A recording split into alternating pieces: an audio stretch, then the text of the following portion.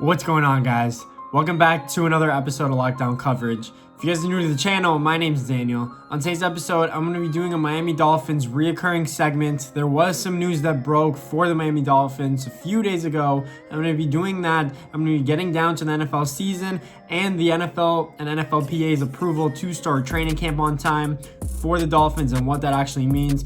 Before I actually get into that news, I wanted to talk about just generalized news around the NFL. Two key points that I wanted to mention. One is that the Washington Redskins did change their name from the Washington Redskins to the Washington football team.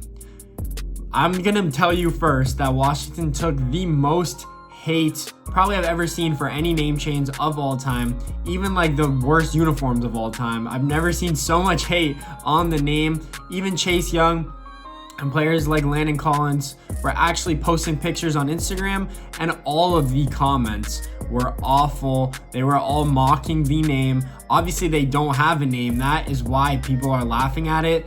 I don't know what Washington will actually change their name to. Some genius guy copywrote all of the top 10 names potentially for the Washington Redskins. I wish I thought to do that. That is literally the most genius thing I've ever seen with any sport. So now if Washington actually does want to change their name to any of the names that he currently owns, they probably have to deal with him and pay him for those names.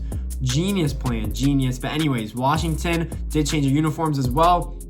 Here's a little mock-up of what it actually looks like. I actually like them. I like the number idea. It kind of reminds me of like an Alabama Crimson Tide jersey, but we'll see what happens with Washington and what they eventually change their name to. And then another thing is that the NFL and NFLPA did approve a plan, a coronavirus plan, to start the NFL season on time and training camp on time. I am assuming that they are not gonna have preseason games just for the fact that they could protect the players and not let them get injured and have more training camp to kind of prepare for the season. I'm sure they'll have a few more days in pads. If I'm not mistaken, it was 14 days in pads, which is more than a usual training camp.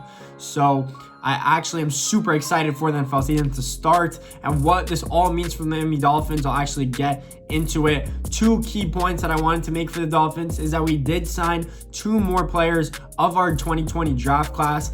One being Robert Hunt, the guard/tackle that we did get in the second round. We'll actually see if he starts. I think the camp battle that's most anticipated is the offensive line for the Miami Dolphins, just because we got so many young players and we have some veterans, some other young players going into their second or third year that could compete for the starting job. So I'll actually see if Robert Hunt either plays, I would say guard or right tackle. I think Jesse Davis will play right tackle as long as he stays healthy, but Robert Hunt will be a really good player down the road. I think he's a little bit raw, but he is a freak athlete, raw strength, raw power, can get to the second level. I actually love him as a player. We signed him to a 4-year, $8 million deal. That's just the rookie contract based off where he was picked, obviously.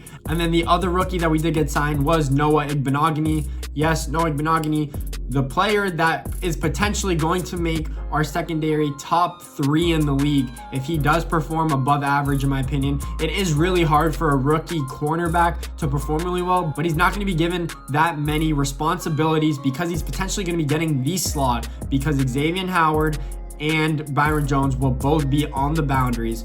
If they actually all stay healthy and play above average, and Xavier stays healthy coming off his injury, and Byron Jones plays like how he did with the Dallas Cowboys, I think we definitely have one of the best secondaries in the league. I actually love what we did with converting cornerback turned safety Eric Rowe and Bobby McCain. I think they would both be better going to the year 2 of the system. So we'll see how Noah Igbinoghene actually fits. I think he's going to be in the slot and following slot receivers because he is quick, because he is agile. He's going to be set in prime position to focus on one thing and get really good at it. And if he does, watch what this defense can do because it's known that if you're really good in the secondary, that you will let your pass rushers get to the quarterback. It's either vice versa. Our linebackers are good in coverage as well. I like what this defense is actually turning out to be. We'll see what happens in training camp. I'm actually so excited for training camp because there hasn't been any sports. Obviously, the NBA is coming back next week. So I'm super excited for all this. And then the last thing I quickly wanted to mention was that Tua Tagovailoa is ready and is healthy going into training camp because there wasn't really any offseason programs. We didn't have to slowly bring him back. I'm sure he's been training and working out that, rehabbing that hip throughout the whole offseason. He wants to show the Dolphins coaches that he's healthy and he's ready to compete. I think he's personally ready. I think that a lot of fans are personally going to want him to compete, and if he beats Ryan Fitzpatrick and performs better than him in training camp, to start week 1.